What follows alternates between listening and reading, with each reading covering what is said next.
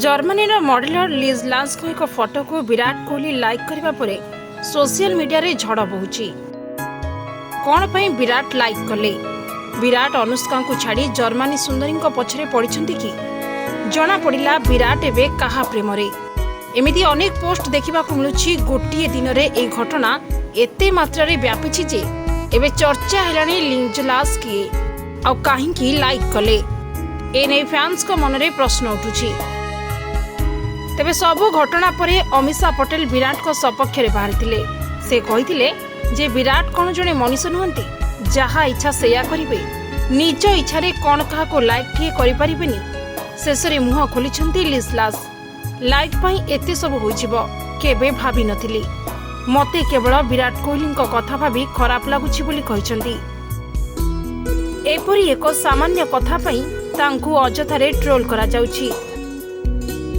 से जणे बहुत बड़ स्टार, से कौन क्या लाइक करि परिबेनी?